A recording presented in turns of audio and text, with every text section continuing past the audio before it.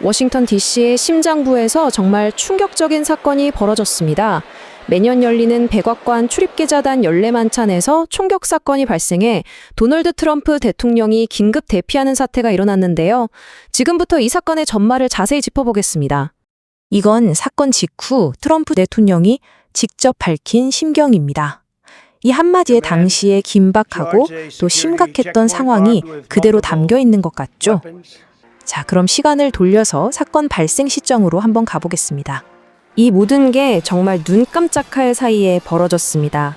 저녁 8시 35분 총성이 울리자마자 비밀 경호국이 즉각 대응에 나섰고요.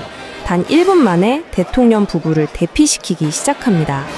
그리고 불과 2분 뒤인 8시 38분 용의자를 현장에서 바로 제압했죠. 그야말로 숨 막히는 몇 분이었습니다. 자, 그럼 당시 현장으로 한번 들어가 볼까요?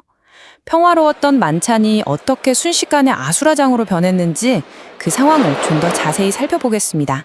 총성이 울린 직후 최우선 과제는 당연히 대통령과 정부 고위 인사들의 안전을 확보하는 거였습니다. 비밀 경호국은 즉시 이들을 안전한 곳으로 이동시켰고 나머지 참석자들이 있던 연회장은 완전히 봉쇄됐습니다. 그런데 여기서 정말 흥미로운 점은요. 그 봉쇄된 공간 안에 있던 수많은 기자들이 각자의 언론사로 실시간으로 현장 상황을 타전하기 시작했다는 겁니다. 말 그대로 사건의 한복판에서 생중계 보도가 이루어진 셈이죠. 이 사건에 대해 트럼프 대통령은 아주 이례적인 방식으로 대응했습니다. 보통은 수사당국의 발표를 기다리잖아요. 그런데 그는 기다리지 않고 사건의 전말을 직접 설명하면서 증거까지 공개하기에 이릅니다. 그러니까 원래는 수사기관을 통해서 공개되어야 할 증거를 트럼프 대통령이 직접 자신의 소셜미디어에 올려버린 겁니다. 이건 공식적인 절차를 건너뛰고 대중과 직접 소통하려는 그의 스타일을 아주 잘 보여주는 대목이죠. 공개된 영상에는 한 인물이 경호 인력을 뚫고 돌진하는 모습이 담겨 있었습니다. 트럼프 대통령은 용의자에 대한 자신의 판단도 숨기지 않았습니다. 그는 용의자를 정신적으로 아주 심각한 문제가 있는 인물이라고 지칭하면서 이번 사건의 동기가 무엇일지에 대한 나름의 해석을 내놓기도 했습니다. 자, 그럼 이제 가장 궁금한 부분이죠. 대체 이 용의자, 누구고 또 무엇을 가지고 있었을까요? 수사당국이 현재까지 밝혀낸 내용들을 한번 정리해 보겠습니다. 수사당국이 밝힌 용의자의 신원은 캘리포니아 출신의 31살 남성 콜 토마스 앨런입니다. 근데 더 놀라운 건 뭐냐면요. 그가 바로 행사가 열린 호텔의 투숙객이었다는 겁니다. 그리고 그가 가지고 있던 무기를 보면 산탄총에 권총 그리고 여러 자루의 칼까지. 이건 정말 철저하게 준비된 공격이었구나 하는 걸 짐작할 수 있습니다.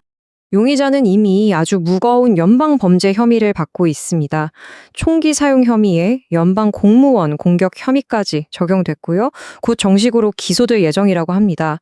다만 아직까지 범행 동기가 무엇인지는 명확히 밝혀지지 않은 상태입니다. 이 아수라장 속에서도 최악의 비극을 막을 수 있었던 이유가 있습니다. 바로 대통령 경호 시스템이 결정적인 역할을 했기 때문입니다.